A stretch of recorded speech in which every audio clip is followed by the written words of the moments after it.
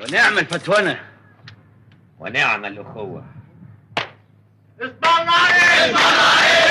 السلام عليكم، ازيكم يا معلمين؟ معاكم المعلم دومة، اكبر واحد في مصر. اكبر واحد في مصر سنا زي ما قلت لكم يا جدعان، عايش من 700 قبل الميلاد. النهارده بقى هنحكي عن مين؟ هنحكي عن اخويا وحبيبي كابتن علي الحسني، او الفتاوي علي الحسني، او علي بيه، زي ما تحبوا تنادونا دو. والله زي ما بقول لك، اصل هو كان راجل خارق. والله زي ما بقول لك كان خارق. بس شفتوا انتوا الابطال بتوع الافلام والمسلسلات الخارقين، او ده كان بقى خارق بجد. والله احكي لكم ازاي وايه اللي حصل والدنيا كلها وازاي من كابتن فتيو. بس طبعا يا جدعان خارق غير المعلم دومه. يعني المعلم دومه بتقارنش باي حد. انا قبل الناس دي كلها من 700 قبل الميلاد. كل دول اخواتي وحبايبي. احكي لكم بس عشان ما حدش يجي ويقول لي هو ازاي بطل خارق وانت مش لا، انا بطل خارق وكل حاجه. يعني انا بص، ابطال خارقين شاركت، افلام مثلت، كوره لعبت، حتى الهوك الجليد. والله زي ما بقول لك، حتى هوك الجليد برضه لعبت هوك جليد. فالمعلم دوما يا جدعان ما بيتقارنش باي حد، عشان ما حدش يتظلم جنب منه برضه. عيب، انتوا كلكم لازم اسيب مجال للناس دي كلها، والناس دي كلها اخواتي. اسمع علينا مش دي نوتيتنا. ايه بقى قصة علي الحسني؟ الكابتن علي الحسني اتولد سنة 1897. 1897. ساعتها الواد بقى رياضي، وبان عليه من هو في ابتدائي كده كان بيحب الرياضة والجري. فضل كده لحد ما وصل كبر شوية وراح لعب في الزمالك. والله لازم بقول لك راح لعب كرة في الزمالك. المهم فضل بيلعب كورة وشارك مع المنتخب سنة 20 في الأولمبياد. والله لازم بقول لك كان أول أولمبياد شارك فيه. ما هو بعد كده شارك في أولمبيين تانيين، هو 24 28. احكي لكم انا، هو اللعيب الوحيد اللي في مصر عملها دي. لعب في 3 أولمبياد، طب 20 و24 28. بس ما اعرفش كان كابتن في التلاتة ولا واحدة في التانية، لا يعني مش متذكر الصراحة في دي، عشان ما بقولش أي كلام وخلاص. بس ما علينا، مش دي نقطتنا. المهم بقى فضل يلعب كورة والكلام ده كله لحد ما حصلت حاجة سنة 23 او 24. 24 كان قبل الاولمبياد على طول. كان ساعتها لسه لاعب، لسه ماشي من الزمالك راح السكة الحديد. فرقة السكة الحديد دي متعرفوش عنها يا جدعان؟ ما انتوا لسه جيل بتاع الدوري بتروجيت وانبي، لا تعرفوش انتوا السكة الحديد والترام والحاجات بتاعت زمان دي. اسمع علينا مش دي نقطتنا. المهم اللي حصل بقى يا جدعان سنة 23 ولا 24، كان قاعد على قهوة قبل الأولمبياد بتاعت 24 دي. كان قاعد على قهوة بيلعب له 10 طاولة كده، هو وصحابه ولا دومينو متعرفش. المهم دخل عليهم فتوة المذبح. فتوة المذبح ورجالته. دخل كان عاوز يعمل نمرة على رجالة السيدة زينب. المهم وهو داخل قال للناس تقوم تقف. قال للناس قوموا وقفوا يا جدعان. كل الناس وقفت الا مين ما جاش معاه سكه الكلام؟ هو علي الحسني. والله زي ما بقول لك فضل قاعد ما جاتش معاه الكلام سكه. راح داخل عليه الفتوى وقال له مال افندي ولا مش بتكلم قوم اقف. كان بيقول له افندي عشان هو كان بيحب يلبس بدله كده وطربوش. والله زي ما بقول لك ده الفتوى الوحيد ما كانش يلبس فتوى الزي الرسمي بتاع الفتوات. يعني ده كانش بيلبس قفاطين لا، كان بيحب يلبس بدله وبورنيطه. والله زي ما بقول لك. المهم اللي حصل بعديها؟ قال له موقف ولا فندينا انت ولا عيل صغير؟ كان شايفه صغير ما يعرفش اللي هيحصل له بعديها. والله راح علي ما جاتش معاك كلام سكه، راح مدي الفتوه بالرجل نطره بره القهوه خالص. وراح ماسك الشومه بتاعتي. النبوت بتاعي كان جنب منه. وساعتها انا بحضر في القاهره يا جدعان عشان خاطر البطوله بتاعت الخمسينات زي ما قلت لكم الفيديو اللي فات. فانا كنت سايب الشومه بتاعتي جنب، بس طبعا مش النبوت الدهب، لا ده كان نبوت عادي. المهم علي اخده وراح جاري ورا الفتوه ده هو ورجالته لحد المذبح. دخلهم المذبح وقفل عليهم. والله زي ما بقول لك. بس بعديها بقى الناس راحت قالت الفتوه علي الحسني. انتوا فاهمين يا جدعان؟ بضرب فتوه هيبقى فتوه، معروفه في اي حته يا جدعان، يعني ضرب فتوه هيبقى فتوه. المهم بس ما علينا مش دي نقطتنا. فضل كده ما بين الفتوانة والكورة لحد سنة 28. 28 دي بقى كان حصل حاجة عشان يبين للناس العالم كله اللي هو خارق. والله ساعتها بقى العالم كله كان أول مرة يسمع عن رجالة مصر وازاي هم خارقين بجد بسبب علي الحسني. ايه اللي حصل؟ في ماتش المنتخب بتاع مصر وإيطاليا في الأولمبياد بتاعت أمستردام، اللي هي سنة 28.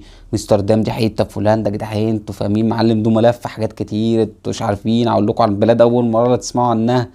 اسمع علينا مش دي نوتويتنا.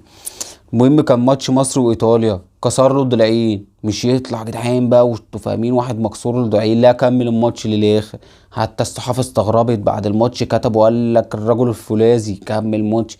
مش يعرفوا المصريين يا جدعان، والناس دي ما تعرفش المصريين عندنا خارقين لحد دلوقتي. اه والله لحد دلوقتي خارقين. تلاقي الواد ايه اكل سكينه في نص دماغه وبيجري عادي، مش عارف ازاي الصراحه، انا مش عارف ازاي. تلاقي اكل سكينه جوه دماغه حتى ما شالش وبيجري بالسكينه.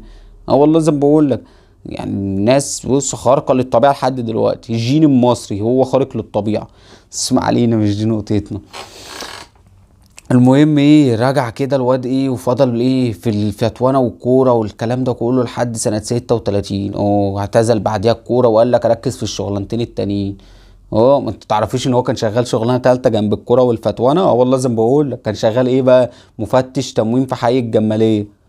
كان هو مفتش. يعني تخيل انت يا جدعان، مش عارف كان بيجيب وقت منين. الراجل كان خارج بجد اقسم بالله يعني. بيقول لك يعني كان شغال مفتش تموين الصبح ولعيب كوره بعد الدور وفتوه بالليل. يعني مش عارف انا الصراحه. المهم يعني يا جدعان ايه اللي حصل بقى.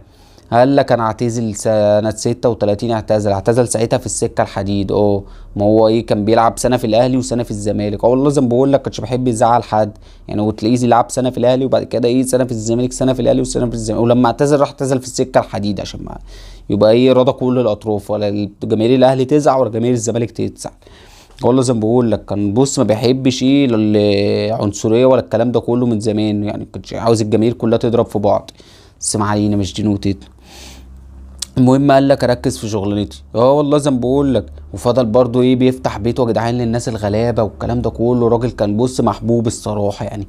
ده الفتوه الوحيد اللي جاي في تاريخ مصر كلها اللي ما اتعملوش محضر واحد. والله زي ما بقول لك ولا اي حد. يعني ما فيش محضر ازعاج، محضر بروز مثلا كان فتح كشك وكان في بروز 2 متر اتعمل، ولا محضر خالص. مش عارف ازاي يعني. ولا بيلبس قفاطين ولا اتعمل له محضر. الصراحة يعني كان رجل بص خارق خارق. اسماعيليني مش جنوتي. حد ما حصل حاجة كده سنة 55 الصراحة زعلت مصر كلها وزعلتني انا كمان. والله كان بيجري يركب الاتوبيس. والله قلت له انا ساعتها بطل العادة دي. كان بيحب الجري من هو صغير اقسم بالله. بيقول لك وهو صغير كان بيجري من العتبة لحد باب الخلق مع الترام كده. والله كان بيسبق الترام كمان. هو لحد ما كبر بيحب الجري. كان بيجري عشان يركب الاتوبيس كده يلحقوا يروح الشغل. بس هو بيركب ينط عشان يركب الاتوبيس. كان في اتوبيس جاي الناحيه التانية. والله زي ما بقول لك اتوبيس جاي الناحيه التانية راح خبطه. والله راح جاله كسر في الحوض واتشل.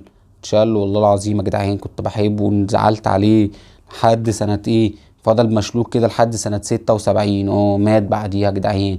والناس كلها زعلت عليه، صحابه بتوع الكورة واخواته الفتوات والناس في الشارع. كان محبوب الصراحة كابتن علي الحسني.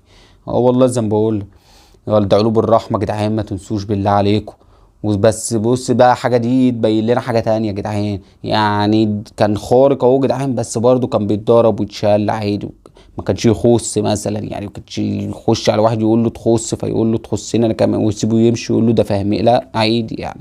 كان خارق للطبيعه وبيلعب كوره بالعين مكسور، بس لا قدر الله بيضرب ويتضرب ويتصاب عادي. بني ادم يعني مش بني ادمين دلوقتي مش كلها تخص.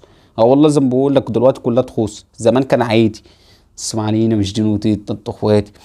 المهم يا جدعان بقى ما تنسوش تكتبوا لنا في الكومنتات عاوزين تسمعوا عن مين المره الجايه. شوفوا عاوزين تسمعوا عن مين عمل نوش ولا قلق في التاريخ وانا احكي لكم عنه.